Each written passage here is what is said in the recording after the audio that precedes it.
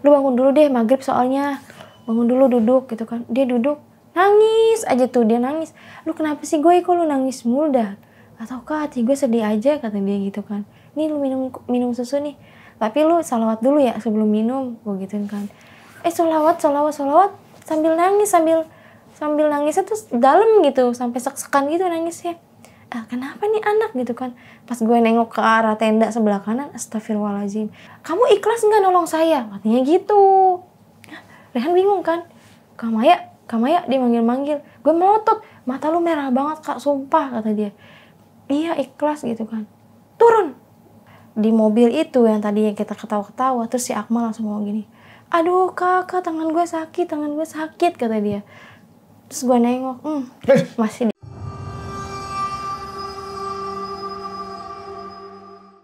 Assalamualaikum teman-teman, balik lagi sama gua Chu. Apa kabar kalian semua? Semoga kalian semua yang menonton video ini diberikan kesehatan, dilancarkan rezeki, dan selalu dimudahkan urusan-urusannya, dan selalu dilindungi dari mara bahaya yang ada di dunia ini. Oke, kita di video ini bakal ngelanjutin ceritanya Kak Maya sewaktu dia mendaki Gunung Gede sama krunya nih, sama teman-teman pendakiannya. Kalau di part 1 kemarin atau malam pertama, kita udah tahu nih kalau temen-temennya Kak Maya ini mendapatkan gangguan-gangguan yang di luar nalar lah. Cuma yang uniknya, Kak Mayanya nggak diganggu. Pengen tahu kemana Kak Maya? Kok bisa nggak diganggu? Nonton part 1 makanya. Link di sini. Oke, nah di part kedua ini kita bakal ngebahas apa yang terjadi di malam kedua. Karena kan mereka naik gunung itu 3 hari 2 malam nih. Malam pertama udah, nah sekarang malam kedua. Penasaran kan? Tonton video ini terus. Udah ya, nggak usah lama-lama lagi. Udah siap mode horor aktif.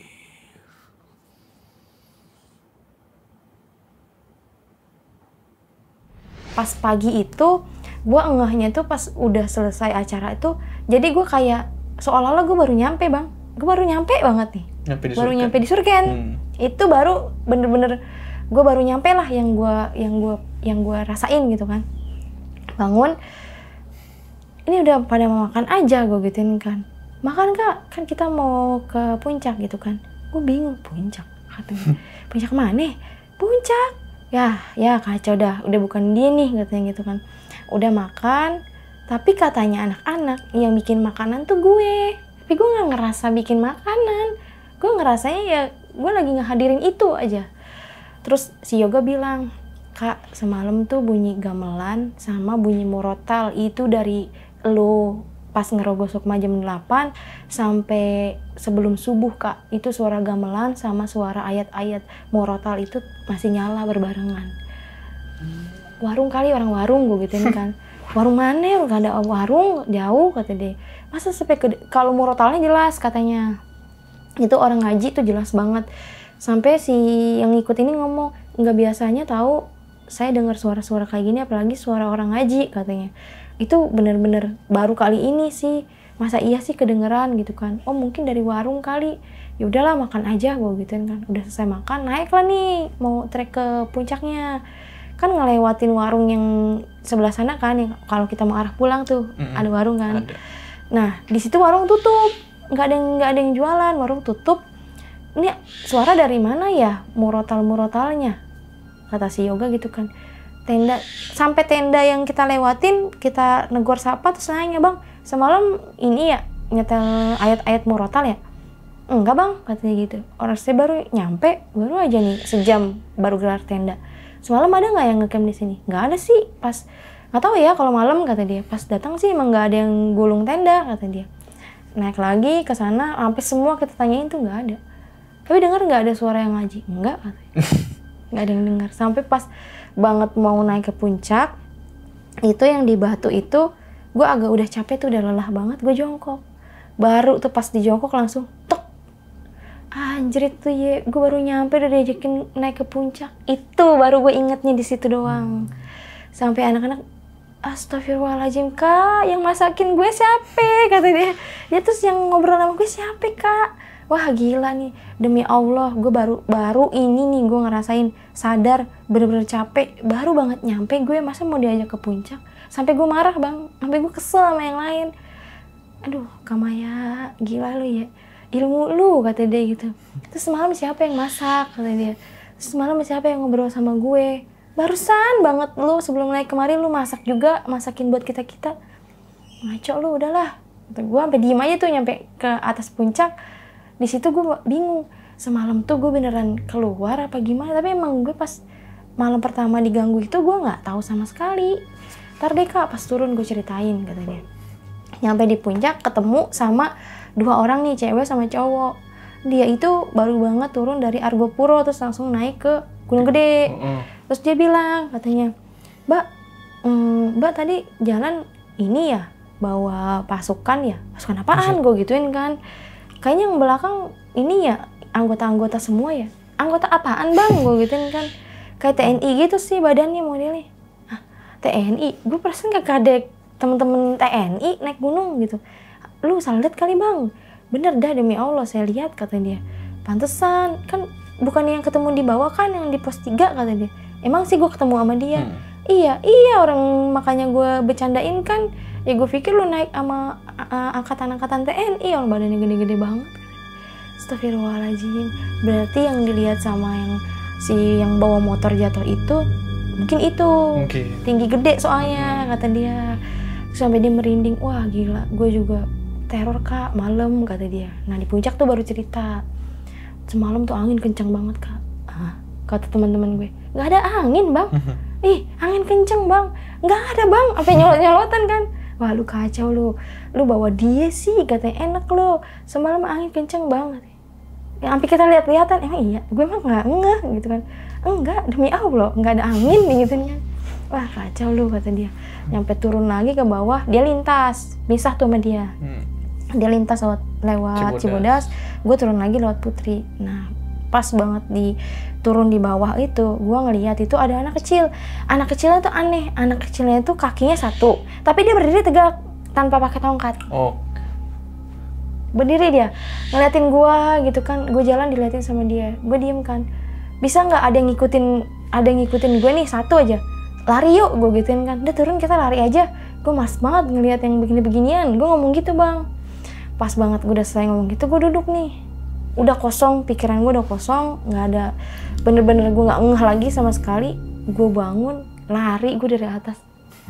Cepet kan katanya, tapi gue gak lagi-lagi gue gak ngerasa gitu. Gue lari, kaki gue enteng banget tuh. Itu mereka pada ngejar, wah anjir ya, kita pakai nos nih katanya gitu kan, bercandain gue. Tapi emang jauh bang, jauh udah jaraknya jauh. Sampai yang abang-abang itu kan, katanya sempat ngeliat gue tuh yang di pos 3, katanya jalan gue juga cepet gitu kan. Wah kalau si Yoga ngomong kalau si abang-abang ini ngeliat, percaya nih dia nih baru nih Kak Maya ngeluarin jurusnya katanya gitu kan. Gue lari, gak tahu kalau anak-anak pada ngikut ngejar kan. Nah si Pali ketinggalan tuh sama laki gue di atas. Le ayo le, taruh bang tali sepatu gue katanya. Gue ngikat tali sepatu doang sebentar kata dia. Buset jaraknya udah jauh banget ya, ketinggalan kata dia. Dia udah gak kuat lari. Gue itu sadar pas banget di surkennya tuh, lari mau nyampe ke tenda, gue langsung jatuh. Kayak udah gak kuat kaki gue, kayaknya udah nggak bisa gue paksain buat lari. Gue di situ tiduran sambil nungguin Rehan sama Yoga. Itu juga agak lama gue nungguinnya. Gue tiduran, ada pendaki lewat baru mau ngecamp. Kak, kok tiduran di sini? Iya nungguin temen gue gituin kan. Udah gue tiduran aja, baru tadi nyampe. Langsung jatuh juga dia. Ah gila lu Kak, gila ngejar lu kata dia gitu kan. Lagian lu ngejarin gue, biarin aja lu gak tahu jalannya gue gituin kan. Ya nggak begitulah Kak kata dia. Gue juga tahu kalau di gunung-gunung lain mah gue gak bakal kayak gini gue gituin kan. Ini kan rumah gue langsung ngomong begitu. Ini rumah gue, jadinya gue tahu. Wah, udah bukan lu dah Kak. Iya katanya. Udah jalan masuk ke tenda lagi. Itu udah siang. Nah si fanbase ini mau pulang. Makan dulu Kak, gue baru tuh sadar.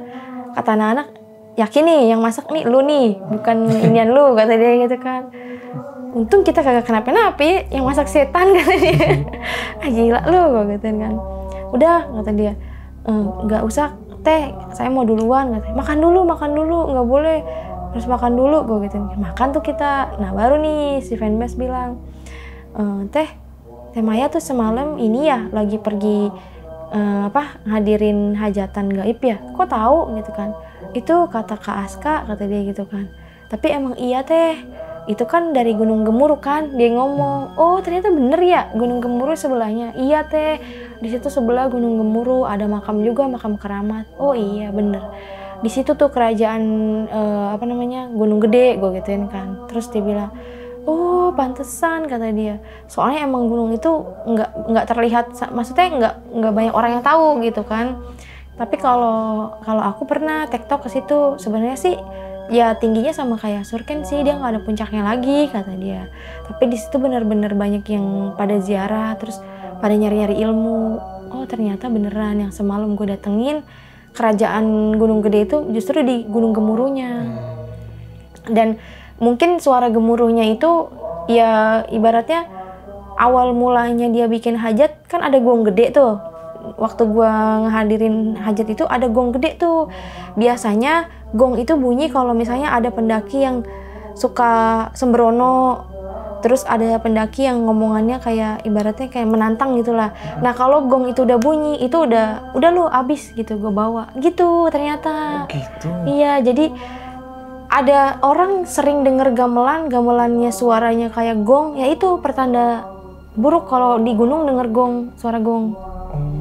Itu udah peringatan sih sebenarnya. Jadi kalau petingginya udah bunyiin gong itu berarti udah fix lu nggak akan kembali gitu.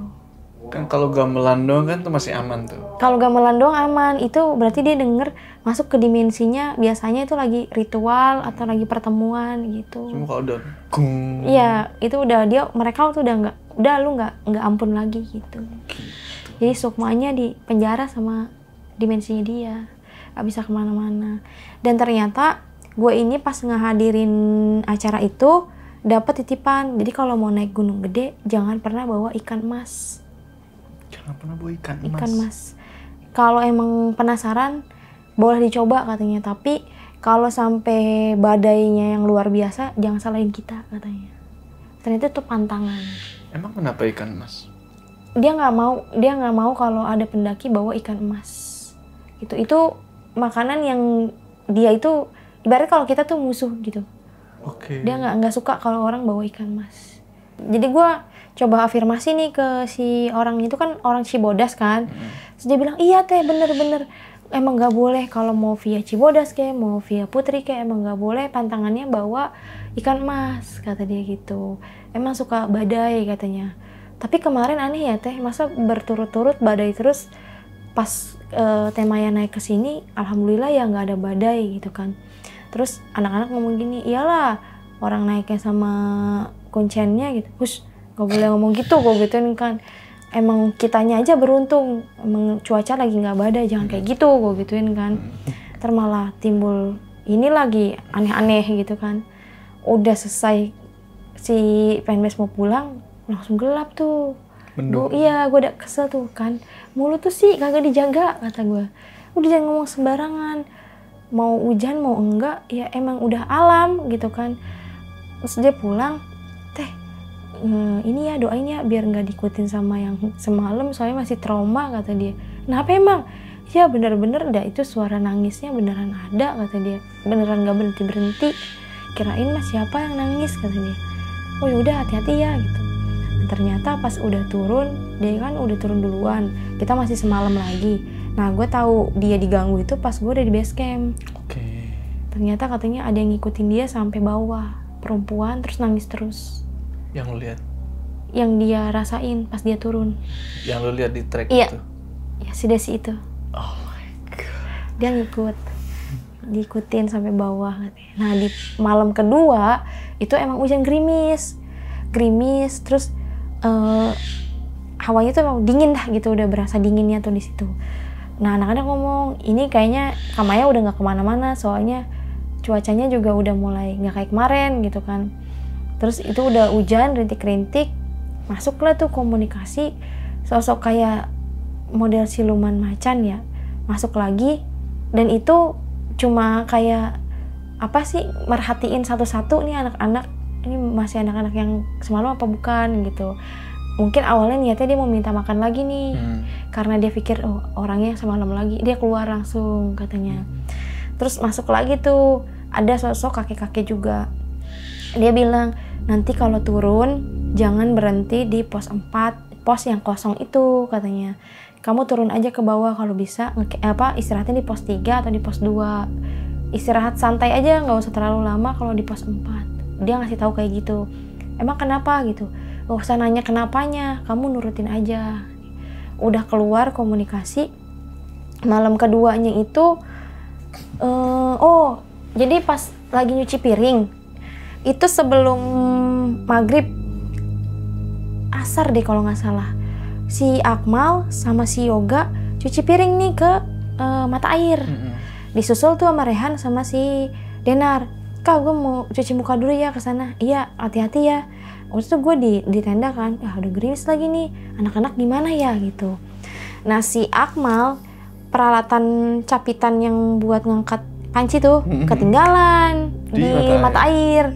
Mal, gue mau masak, gimana gue cara ngangkatnya gitu kan? Masa harus pakai sarung tangan gue yang ngangkatnya, panas gitu kan?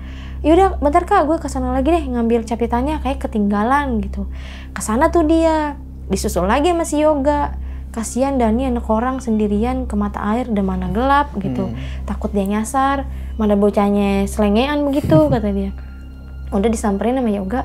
Yoga berhenti nyium bunga Edelweiss, tapi nggak dipetik, diambil terus dicium, tapi diciumnya bener-bener menghayati banget gitu. Dalam hati gue gini, Kak, gila wanginya enak banget ya Edelweiss ya. Terus gue sedih gitu, abis nyium bunga itu gue sedih kata dia. Terus gue nungguin Akmal, nggak lama Akmal lewat nih. Mal, sini deh Mal, coba deh Mal, lu cium Mal, gila nih wanginya enak banget ya Mal. Gue kayaknya bakalan kesini lagi sih kata dia. Gue pasti bakalan main-main lagi dah, sering-sering kesini kata dia. Jalan sama Akmal sambil ngobrol, pas banget nyampe ke tenda, pala dia puyeng. Aduh Kak, tiba-tiba pala gue sakit ya kata dia. Ini ada Panadol, gue minum dulu aja. Diminumin tuh sama dia. Aduh Kak, gue gak enak nih, kenapa ya kata dia. Lah kenapa? Gue gituin kan. Lo habis ngapain? Ada yang lu bawa gak? Ada yang lu petik gak? Enggak kata dia gitu. Kak, gue gak bawa apa-apaan. Udah dah lu tidur aja, istirahat tuh, kecapean kali. Pas dia tidur, meriang tuh di situ tuh parah tuh dia. Kak, gue udah gak kuat Kak, gue udah gak sanggup Kak. Ya elah, jangan sampai dah kejadian kedua kalinya nih gue di sini, gue gituin kan. Udah cepetan nih lu minum. Itu gue bikinin susu panas. Nih lu minum. Lu udah tadi udah minum obat kan? Udah Kak, tapi gak ngaruh Kak kata dia. Itu posisinya maghrib. Lu bangun dulu deh, maghrib soalnya. Bangun dulu, duduk gitu kan. Dia duduk, nangis aja tuh, dia nangis. Lu kenapa sih gue, kok lu nangis mulu dah? Atau Kak, hati gue sedih aja kata dia gitu kan. Nih lu minum susu nih, tapi lu salawat dulu ya sebelum minum, gue gituin kan. Salawat sambil nangis, sambil nangisnya tuh dalam gitu, sampai sek-sekan gitu nangisnya. Kenapa nih anak gitu kan. Pas gue nengok ke arah tenda sebelah kanan, astagfirullahaladzim, itu perempuan lehernya panjang banget loh.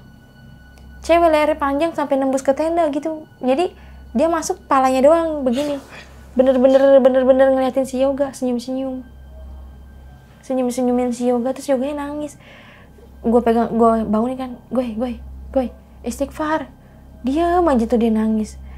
Kak, tolongin gue kata dia gitu. Gue nggak boleh pulang. Astagfirullahaladzim, ini gue merinding ya. Gue nggak boleh pulang. Siapa nggak boleh pulang? Pala gue gede. Merinding. Terus dia ngomong, iya Kak, gue nggak boleh pulang sama yang di samping gue kata dia gitu. Siapa? Gue nggak mau ngasih tahu kan, takutnya dia tersuges, dia mengiyakan gitu. Yang samping gue Kak, ini cewek cantik tapi lehernya panjang banget ya kata dia. Dia nunduk aja, dia cuma ngelirik doang, nangis aja tuh dia. Wah udah nggak bisa nih, udah gue mau keluarin.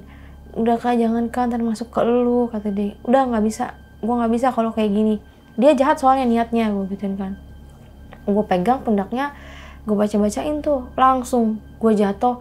Bener-bener kayak digituin sama palanya dia, langsung jauh puyeng itu gue, bener-bener puyengnya bener-bener berat banget gitu, puyeng banget. Udah gue jatuh, gue dibangunin. Pas gue bangun begini, dia masuk ke dalam badan gue, ketawa kenceng banget ketawanya, sampai dia bilang, dia ngomong apa ya? Dia ngomong gini, makanya jangan suka gangguin pacar saya gitu. Kata orang-orang, pacar siapa gitu? Saya suka sama dia katanya. Di situ si Yoga makin nangis ketakutan kan. Jangan deh, jangan sukain gua, kata dia gitu. Wah, kita kan beda, kalau emang lu mau ngeliatin gue nggak apa, dari jauh aja, jangan suka. Enggak, gue nggak mau, lu pulang, katanya. Wah, di situ udah kacau bang. Dia udah nahan buat si Yoga tuh nggak bisa pulang. Wah, itu gue nggak tidur dari malam sampai pagi. Itu bener-bener gue ngajiin dia sampai gue udah nggak sanggup. Ini jam berapa ya? Gue ngeliat masih jam 12:30. Duh, gue udah nggak sanggup banget, kata gue tidur bentar ya. Padahal gue tidur cuman rep gitu ya. Dia nangis lagi si Yoga. Nangis. Kak Maya, gue takut kak, cewek itu ada di sini lagi. Itu benar-benar dipantau bang sama cewek itu. Sampai si Denar nangis, si Akmal juga bingung gitu kan. Kak Maya, ini si Denar ngapa sih nangis mulu kak? Lu ngapa sih Nar gitu kan? Kak, gue takut kak, kata dia. Sumpah gue takut dah kak, gue takut kejadian kayak pengalaman lu. Lu jangan begitu mikirnya. Itu soalnya si Yoga mukanya udah merah banget, merah udah kayak bener-bener demam bang. Tapi dia ngerasa cuma sakit kepala doang. Terus gue bacain kan, nih gue airnya lo minum dah, gue cuma bisa baca-bacain doang, gue gak bisa ngapa-ngapain lagi. Udah lo minum dulu, terus dalam hati lo jangan lo tinggalin doa-doa. Iya kak, dia minum tuh langsung. Kak, gue mau muntah kak, gak kuat kak. Gue kasih plastik, kasih sampah tuh hitam. Dia muntah tuh di trash bag, dia muntah. Terus tahak dia sendawa kenceng banget, sampai langsung alhamdulillah Kak Maya, kepala gue udah gak puyeng lagi, kata dia gitu. Dia udah tidur. Akhirnya di situ alhamdulillah gue nemenin dia sampai jam 1:30 doang, gue tidur. Pas bangun, gue bangun kesiangan. Dia tuh udah bangun, udah rapi-rapi. Kak, bangun kak. Lu udah enak gue? Alhamdulillah kak. Tapi gue mimpi, nanti aja dia dibawa, gue ceritain, kata dia. Terus udah rapi-rapi, yaudah yuk kita makan, kita langsung turun aja gitu. Nah udah rapi-rapi nih, mau turun. Kan ceritanya kan kita mau bikin podcast di atas tuh, ngobrol santai doang. Itu kamera gue itu bener-bener nggak fokus. Terus gambar apa ya, kayak awan, tapi awannya tuh muter di situ aja. Sampai itu belum gue hapus udah hilang sendiri itu videonya. Maksudnya si Pale sampai bingung, kenapa Mai ini kok begini dah. Terus optical zoom-nya tuh lensanya maju mundur. Iya, pasti ada fokus lain yang di lensanya itu kan. Udah deh, kalau emang nggak dibolehin gitu kan. Terus dia bilang, tapi lu udah izin belum sama leluhur lu, boleh nggak gitu kan? Udah sih, cuma ya mungkin yang lain-lainnya masih nggak terima, udah nggak apa-apa, nggak usah gitu kan. Udah beres-beres, udah nggak jadi podcast, udah beres-beres aja turun gitu kan. Nah udah turun nih, Goy, lu udah enak ya, udah nggak sakit kan? Enggak kak, udah, gue udah sehat, kata dia. Udah yuk, dia udah rapihin tenda, udah rapi, berdoa, kita jalan tuh. Dia nengok ke belakang. Kok gue sedih ya kak, kata dia gitu kan. Ya mulai lagi, kata gue. Udah jangan diliatin, dia emang ada di situ gitu kan. Kenapa ya kayak gak mau pulang aja gitu, kata dia. Itu kan gue inget omongan kata-katanya si Ita tuh pertama. Dia bilang dia betah di sini, gak mau pulang. Udah gue, udah jangan ngomong kayak gitu. Gue gak sanggup dengar kata-kata kayak gitu, gue gituin kan. Udah jalan, kita ngelewatin batu lagi tuh. Nah di situ gue mulai closingan vlog tuh di situ di batu. Gue duduk, gue nggak tahu tiba-tiba tuh yang ngomong itu bukan gue bang. Jadi ada leluhur masuk ninggalin pesan, cuma kameranya itu udah dinyalain, tapi nggak tahu siapa yang mencet, jadi off, mati. Jadi kerekam pas gue ngomong doang, pas si leluhurnya masuk. Padahal si paling ngeliatin, kerekam aja kata dia. Tapi pas hasil jadinya cuman omongan pas closingnya doang. Itu masuk ngomong, dia dia pakai bahasa Sunda, pokoknya ngerti si Aska tuh. Dia bilang gini, kalau nanti main kesini lagi, katanya jangan lupa kalian nanti tawasul di atas. Soalnya kemarin gue ini dipinjam sukmanya sama dia, jadi nggak ada yang mimpin tawasul di tenda. Kalau bisa, kalau kesini lagi ditawasulin, terus sebut nama kita semuanya. Itu lengkap, dia ngasih namanya sampai dicatat. Jadi nanti kalau misalnya niatnya kita mau kesana lagi, kita kalau udah nyampe di tenda, pertama kali kita tawasul dulu buat mereka. Karena ya gue tuh ibaratnya kalau kata orang tuh udah dicap, udah ada di kakak gitu, kakaknya dia. Jadi ya nggak mau gue harus mendoakan keluarga gue juga gitu. Udah di situ udah selesai komunikasi, masuk tuh si Ita nangis. Iya, nangis sampai si pendaki 2 lewat yang bareng turun sama kita, itu tadinya jauh banget, ketinggalan jauh. Terus dia ngeliat, dia bilang, itu kenapa bang gitu, kok dia nangis gitu kan. Terus gue langsung pingsan di batu, kepala gue jadi ngebentok batu gitu kan. Terus gue nangis, dia bilang Maya nggak boleh pulang gitu, Maya di sini aja, jangan gitu kan. Nanti kalau Mayanya di sini aja, kan lo tahu Maya punya anak gitu kan, jangan kayak gini lah gitu. Udah nanti kalau Maya kesini lagi, Maya ketemu lu lagi gitu kan. Terus di situ dia nangis bang, jadi kayaknya dia tuh berat buat ngelepasin gue di situ, karena dia itu bilang kalau sukmanya dia udah nggak bisa turun, udah kekunci sukmanya. Mungkin itu residual energinya, jadi dikunci sama makhluk yang ada di situ.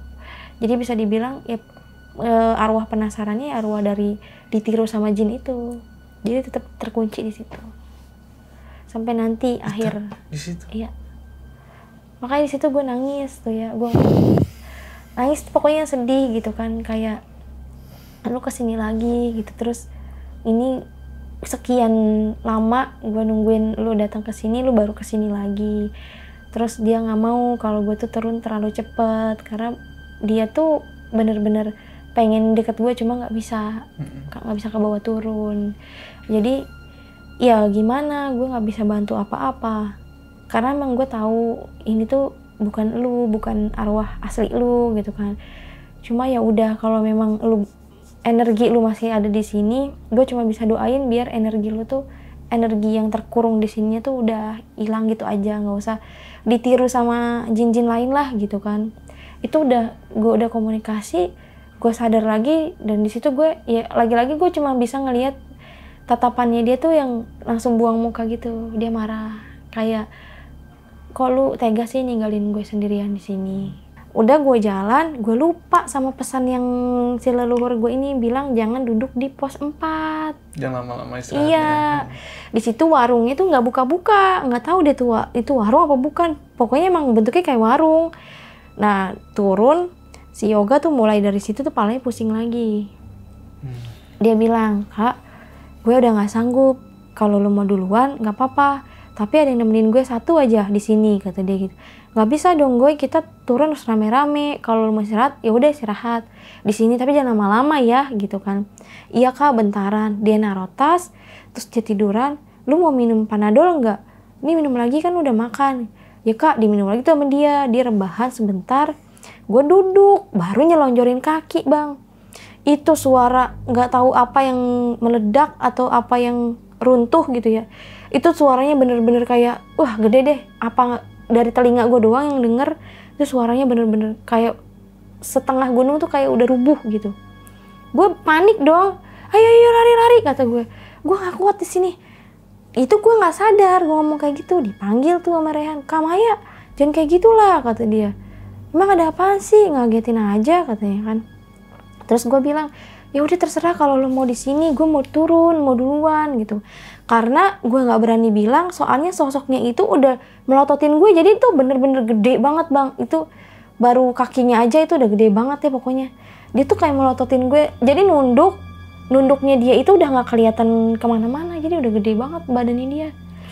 Nunduk terus ngeliatin ke gue, melotot gitu kan. Aduh, gue harus ngomong apa ya? Gue mau ngomong, ada sosoknya di depan gue gitu kan. Jadi gue nggak bisa ngasih tahu ke anak-anak kalau gue ngelihat makhluk. Gue ngomong gini, udah cepetan, gue nggak tahan, gue mau boker, gue gituin kan. Terus akhirnya si Aska marah, kok begitu sih, kata dia gitu. Kalau mau duluan, nggak bisa duluan, katanya. Sini dulu, digituin kan. Nah di situ tuh baru langsung tuh yang gue rasain, badan belakang gue panas banget bang. Panas sampai bener-bener mata gue tuh udah, sebenarnya tuh gue udah nggak tahan gitu, kayak pengen tidur. Nah di situ gue nengok ke mereka yang lagi duduk, gue nunjuk, siapa yang mau nemenin gue turun sampai bawah pasti bakal selamat, digituin. Wah itu badan gue udah panas banget bang. Gue tadinya nggak mau ngomong begitu, cuma nggak bisa, mulut gue nggak bisa kebuka. Gue melotot, akhirnya si Rehan yang mau, iya udah, nih gue aja yang ngikutin lu, katanya gitu. Sini tas tuh gue bawain. Enggak, langsung teriak gitu kan, guenya katanya. Enggak, kata dia. Terus dia si Rehan bawa depek doang, nih udah nggak apa, gue bawain tas lu aja, kata si Pale gitu kan. Nggak apa-apa, orang udah enteng ini sih, logistik udah nggak ada gitu kan. Bawa depek doang tuh Rehan. depek 2 tapi depan belakang. Yaudah ayo kata dia. Terus ditarik badannya Rehan, tasnya Rehan, katanya gue narik dia. Terus dia bilang, kamu ikhlas nggak nolong saya? Katanya gitu. Rehan bingung kan, Kak Maya dia manggil-manggil. Gue melotot, mata lu merah banget Kak, sumpah kata dia. Iya ikhlas gitu kan. Turun, langsung ngegentak tuh nada gue katanya. Ya gue turun Kak katanya, gue berhenti dikit didorong katanya. Wah itu kacau dah. Pas banget gue lari ke bawah, petir kencang banget bang. Itu bunyinya bener-bener kayak, wow serem dah, bunyinya kencang banget gitu kan. Sampai anak-anak yang belakang yang tadinya istirahat, gedebak-gedebuk tuh mau nyusul gue. Si Yoga udah bilang, gue udah gak sanggup kata dia. Gue udah lemes, gue udah gak kuat, gak apa-apa dah tinggalin gue. Siapa keda yang mau nemenin gue di sini kata dia gitu kan. Ditungguin sama kecuali si Aska. Jadi yang lain pada nungguin si Yoga. Dia ngajar sendirian, ketinggalan. Nunggu di trek. Bingung gue mau nunggu, tapi udah gelap kata dia, udah geluduk mulu. Gue jalan gak ada yang lewat, gue kagak tahu treknya kemana kata dia kan. Tapi tuh jujur bang, gue tuh nggak tahu trek turun, nggak tahu itu jalanan udah ditutup apa gimana. Jadi gue jalan sama Rehan lari tanpa gue nggak tahu nih kemana jalan, tapi gue jalan aja. Si Rehan berhenti dikit, gue dorong. Ternyata pas gue mentok ada pohon tumbang gede banget tuh, pohon tumbang gede banget kan, ketutup dong jalur. Pendaki dari sebelah sana naik, ya otomatis kita salah jalan dong. Harusnya kan ketemu pendaki kan. Terus di situ baru gue sadar, astagfirullahaladzim kata gue, ya Allah jangan gangguin dong, gue kan mau turun gitu kan. Gue nggak kuat kayak gini diganggu terus. Gue sebut tuh nama leluhur kan yang diamanatin suruh nyebut namanya. Gue sebut tuh, baru tuh di situ gue sadar dan kaki gue tuh udah ngerasa sakit banget. Gue Han, kayak kita salah jalan gitu kan. Udah nggak apa-apa, langkahin aja katanya. Gue ngelangkahin itu pohon. Pas banget ngelangkah, itu demi Allah itu pos 3 bang. Dari mana munculnya? Demi Allah. Sampai gue bingung bang. Itu kan pos 3 di sini nih. Kan ada batu yang buat duduk kan di sebelah sini kan. Nah gue nggak tahu tiba-tiba muncul di belakang warung. Demi Allah itu gue nggak bohong. Tahu gue warungnya. Langsung tek gue deh. Kak ini pos 3 kan kata dia gitu kan. Lah iya Han.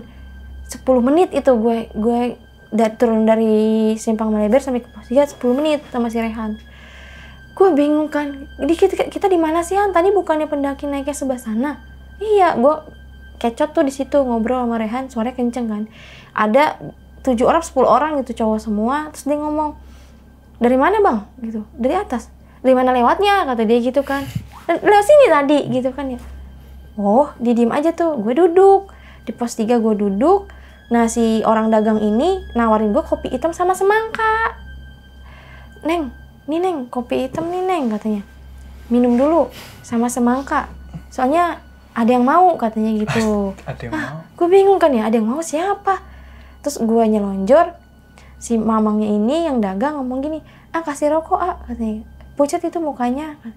Udah Neng, jangan dipikirin, jangan bengong. Karena gue ngerasa bersalah bang, itu teman-teman gue kemana gitu, gue ingetnya.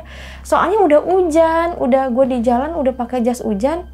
Terus gue bisa-bisanya gue ninggalin mereka tanpa gue sadar gitu kan. Di situ gue nangis tuh di pos 3. Dilihatin tuh sama orang 2 itu yang di sebelah warung lagi ngangetin tangannya tuh. Ternyata itu teman-temannya dari si pendaki yang dari Argopuro. Oke, iya. Jadi yang si cowok yang sama ceweknya lintas lewat Cibodas, yang 2 lagi temennya lewat Putri. Nah gue ketemu 2 orang temen ini. Dia lagi ngangetin badan, terus gue bengong. Kata dia nyamperin, teh nih cemilan makan aja katanya. Iya bang, makasih. Saya juga udah mau turun kok, gue gitu. Oh turun, kirain mau naik kata dia. Mau turun, kapan turunnya kata dia gitu kan. Nggak tahu deh bang, gue diem aja. Dia tuh nggak nawarin rokok. Di situ ada rokok Samsu, jarum coklat sama apa gitu. Terus gue nengok ke arah dia, bang boleh minta rokok jarum coklatnya nggak? Gue ngomong gitu. Oh iya boleh dikasih tuh sama dia. Gue ngerokok, udah ngawang-ngawang itu, udah nggak sadar kan. Selesai gue habisin rokok, gue nyenderan tuh. Gue melek lagi, Han gue di mana sih Han? ah lu kacau deh kak, tadi lu sadar sekarang enggak, kata dia. Jadi tuh gue kayak belum full semuanya bang, masih kayak separuh gue, ntar bukan gitu. Gue nangis, ini gimana sih, temen-temen gue di mana gitu kan. Udah kak, sabar aja, ntar juga ketemu, katanya. Gue nyelonjor sambil gue nangis. Nah si yang tukang jualan itu ngasih kopi. Neng, cepet amat minum kopinya. Gue bingung, kok gue minum kopi ya Han? Itu mulut tuh kagak panas, orang panas-panas tuh seruput, kata dia. Itu di bibir lo ada bekas kopi, si orang ampasnya aja belum turun udah lu minum, kata dia. Gue diem tuh, aduh kacau deh nih gue kayak gini, apa ya kesalahan gue gituin kan. Gue diem, enggak lama mereka pada turun. Ayo, kata dia gitu, jalan aja, gak usah istirahat lagi. Gue jalan dari pos 3, gue ke bawah. Terus orang nanya, teh di atas badai gak? Enggak, udah 2 malam gak badai gitu kan. Masa sih, soalnya gelap, kata dia. Iya 2 hari kita gak kena badai, alhamdulillah. Enggak badai, naik aja ke atas, gue gituin kan. Udah gue turun nyampe pos 2, hujan makin gede. Jadi bareng lagi tuh kan sama yang 2 orang itu kan, yang di pos 3 bareng. Dia nawarin rokok lagi. Sok atuh teh, katanya, ini rokok jarum coklatnya. Terus gue ngambil lagi, gue ngomong sama dia sambil nepuk badannya. Katanya ternyata yang ngomong itu sosok kakek-kakek yang di pos 3 nempel ke gue, itu yang mau rokok. Ngomong pakai bahasa Sunda, katanya. Oh iya dia ngobrol tuh, ibaratnya makasih udah tahu, udah nyuguhin rokok kesukaan dia gitu. Di pos 2 gue ngerokok sambil bengong, dikasih lagi tuh. Itu dikasih kopi sama pendaki yang ada di sebelah sananya pos tuh, yang ada payungan gitu tuh. Di situ lagi bikin kopi, dia ngasih, ini kesurupan ya, katanya gitu. Enggak, ini mah emang leluhurnya dia. Oh, katanya, nih minum teh, soalnya dari tadi ngeliatin juga agak beda, katanya gitu. Terus gue minum sambil ngerokok. Dia ngomong gini, di atas tuh udah 3 hari kan katanya badai terus, katanya gitu. Kok si teteh bisa 2 hari di atas, emang gak kena badai? Enggak, malam pertama aja gak ada angin gitu kan. Terus dia nyaut lagi, oh ini mah yang ini ya, yang kita cerita di atas ya, katanya gitu. Baru tuh dia baru sadar kalau gue itu yang cerita kalau di malam pertama gak ada angin, tapi dia ngerasain ada angin kenceng. Aneh ya, katanya gitu. Udah yuk sambil jalan aja, udah deket ini, kata dia. Itu di pos 2 kita tuh sempet mau turun ke bawah tapi ada gangguan. Nah kaki gue tuh udah gak bisa gerak sama sekali bang, jadi kayak udah kram. Udah gak apa-apa, pelan-pelan aja. Gue paksain tuh buat jalan. Akhirnya sampailah di pos 1. Itu gue duduk lagi, pas banget di payungan juga, tapi di sebelah sananya yang deket pelang ada tulisan itu tuh, yang tulisan selamat datang, apa sih yang ada, yang dari batu yang dari batu ya. Gue duduk di belakangnya itu. Gue duduk, istirahat dulu ya, gue gituin kan. Tapi ngomong gue tuh udah nggak fokus gitu. Gue duduk istirahat. Terus si Akmal ngomong gini, istirahat, duduknya di tempatnya kayak gini, sono dikit apa, kata dia gitu. Ini kan tempatnya lembab banget, becek lagi. No, di payungan enak tuh, kagak ada becek-becekan, kata dia gitu. Ternyata sosok yang kakek-kakek itu masih ada di gue, tapi gue gak sadar. Masuk lagi dia, terus dia langsung begini nih, badannya tegak gini kan. Kalau kamu gak mau kotor, gak mau lembab, jangan di sini, pulang di rumah. Sampai kayak gitu. Langsung pada diem tuh kan. Aduh, ada aja sih yang diomongin, kata dia gitu kan. Udah jangan ngomong sembarangan. Dirapiin lagi tuh sama dia. Dirapihin, dia diem. Orang pas banget gue mau makan nugget yang udah gue goreng, gue buka. Pas dia masuk gitu kan, gue langsung begitu kan, langsung marah-marah. Itu makanan sempat gue tutup. Terus gue banting, makan nih makanan lu. Sampai tuh tumprak gitu, sampai itunya pada mental, nugget-nuggetnya. Dalam hati gue, kok gue begini ya gitu. Masuk lagi sosok kakek-kakek itu ke gue, terus gue langsung jalan gue kenceng banget. Itu sempet yang ngikutin gue cuma Rehan doang, ngikut ke bawah lagi. Terus sampai bawah itu hujan makin gede, makin petir. Nah yang di belakangnya nggak ada jas hujan karena dibawa sama si Rehan semua jas hujannya. Terus si Aska ini di jalan tuh gue ketemu dia tuh udah mata udah merah, terus kayak udah nggak kuat gitu nahanin gue gitu kan. Terus dia bilang, gue udah nggak sanggup dah, kaki gue udah nggak kuat. Dia berdiri pun udah gemeter gitu karena harus ngimbangin gue turun yang nggak tahu diri lah gitu kan, diikutin sama sosok kayak gitu.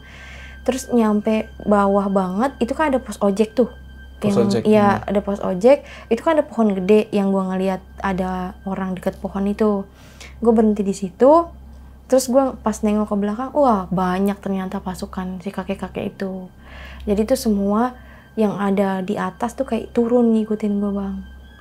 Terus semua banyak banget sampai gue ngomong gini kan, kalau emang saya ada salah saya minta maaf gitu. Karena ya saya sendiri belum bisa full ngontrol dengan kelebihan saya gitu. Jadi gue tuh nggak bisa nahan sesuatu makhluk yang memang udah mau masuk komunikasi sama gue, apalagi makhluk dari gunung gitu kan. Emang gue belum bisa nahan banget kalau misalnya ada makhluk di gunung yang gue tahan buat komunikasi, susah gitu ngelawannya. Nah di situ gue itu cuci muka itu pakai air sisaan yang dari mata air atas. Gue cuci muka, terus di situ gue istirahat sebentar, gue baca-baca. Ada satu bacaan yang sering dikasih sama abah gue kalau mau naik gunung kan. Itu bacaan doanya tapi pakai bahasa Sunda. Itu selalu gue catet. Nah itu gue baca. Udah selesai, gue cuci muka terus gue minum. Nah dia itu pada ya apa ya? Kalau kayak kita tuh pada sungkem gitu ya. Nah gue kan menurut gue itu kan orang tua, walaupun itu makhluk atau jin atau apa, dia kan nunduk ke bawah gitu kan, duduk di bawah. Nah gue masih berdiri nih ngadap ke sana, ke jalanan yang pos 1 itu. Kok dia pada duduk, gue nggak sopan dong kalau gue berdiri gitu kan. Gue duduk juga sampai bener-bener itu udah basah banget jalanan. Bodo amat lah, gue duduk aja daripada ntar gue salah lagi gitu kan, nggak ngehargain dia. Ya kita di sini sama-sama saling menghargain aja deh, gue gituin. Gue jongkok, duduk, terus ya ibaratnya gue sampurasun lah sama dia. Walaupun ibaratnya gue di sini juga diganggu, ya gue berterima kasih udah turun dengan selamat gitu kan. Soalnya pas gue banting, gue tuh katanya ngomong nantangin teman-teman gue semuanya. Dia bilang gini sosoknya, kalau lu mau aman, lu mau pulang dengan selamat, lu minta maaf, lu sujud di kaki gue gitu. Makanya dicuekin sama anak-anak. Dibilang gini sama Pale, sama si Aska ngomong gini, maaf siapapun kamu yang masuk di badannya si Maya ini, kita nggak mau sujud sama kamu gitu kan. Karena kan kamu sama saya derajatnya lebih tinggi saya, lebih tinggi manusia dibandingin kamu, digituin kan. Marah tuh, baru tuh turun jalan kencang banget. Pas di bawah itu gue tuh di situ nangis, sedih gitu, kayak kok gue bisa gitu teman-teman gue kayak begini gitu kan, gue nggak bisa jagain mereka. Gue nangis, gue minta maaf. Pas banget gue sampurasun di bawah sambil duduk, gue bangun lagi dong. Itu si laki gue nih sampai nangis bang. Dia bilang, demi Allah gue nggak bohong, kaki gue yang tadinya sakit, diri aja gemeter, ini udah hilang sama sekali. Terus si Yoga juga nangis, demi Allah kak, gue juga ini nggak tahu tersuges apa gimana, pusing gue yang tadi di atas gue nggak bisa tahan, ini udah hilang, kata dia. Ya mungkin gue udah minta maaf dan alhamdulillahnya mereka maafin kesalahan kita. Terus gue ngomong, ya namanya juga kita manusia ya, pasti nggak luput dari kesalahan. Tapi kita sebagai manusia yang nggak boleh egois ya, kita minta maaf walaupun derajat kita lebih tinggi dibandingin dia gitu. Udah selesai gue minta maaf, itu udah semua yang tadi ngerasain sakit, ngerasain pundak berat segala macam, udah hilang gitu aja rasa sakitnya. Terus pas gue nengok, mereka tuh juga masih tertunduk aja gitu, kayak oh ternyata mereka baik, mereka ada maksudnya gitu. Walaupun mereka udah ganggu, seenggaknya mereka masih bisa mau maafin kita, ya itu baik gitu kan. Daripada gue udah tahu di gunung itu kalau misalnya udah bunyi gong kenceng, itu ada satu pertanda buruk, ya alhamdulillah gong itu nggak bunyi gitu. Situ turun sampai di trek jalan tuh kita semuanya pada nggak nyangka gitu, kok gini banget ya. Maksudnya setiap kita naik gunung tuh kita nggak ngeharapin kisah mistis gitu lah ya, kita nggak mau ngeharapin mistis-mistisnya. Tapi balik lagi, karena gue ini bisa ngeliat mereka, ya mau gimana pun ya pasti ada cerita mistisnya gitu kan. Beda cerita kalau halnya gue nggak peka dan gue nggak bisa ngelihat, dan itu bisa jadi sebuah karangan lah yang gue bikin kalau misalnya gue nggak bisa ngelihat mereka. Tapi kan kalau gue naik gunung dengan kondisi gue yang bisa ngelihat mereka yang nggak ngelihat, iya mau gimana pun pasti ada cerita mistis dong bang.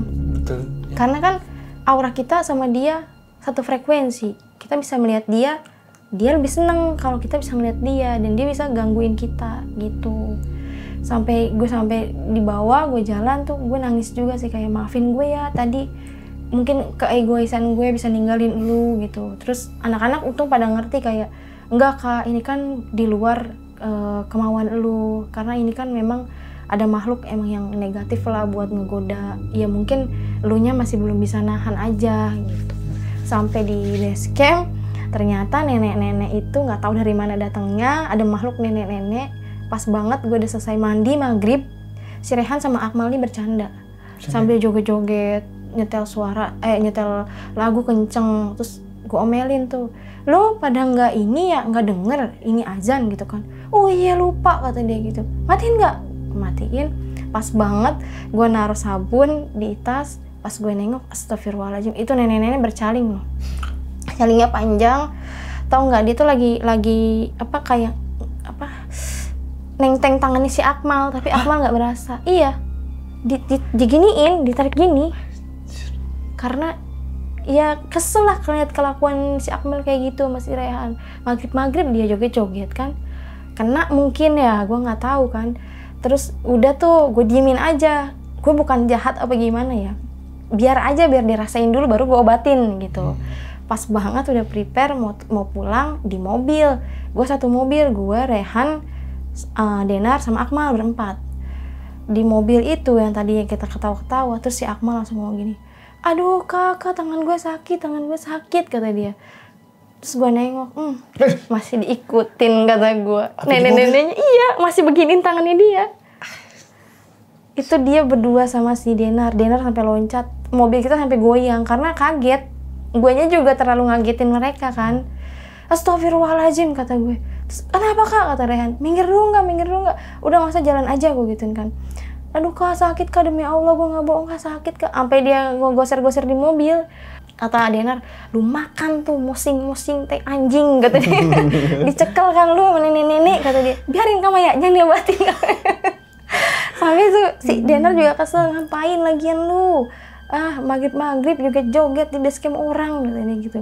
Lu jangan bacot tuh, sumpah sakit banget nih ketek gue ya Allah kata dia gitu kan. Ya gue nggak tega juga ya. Lu pasti mau muntah ya? Iya kak, gue udah nggak sanggup kata dia.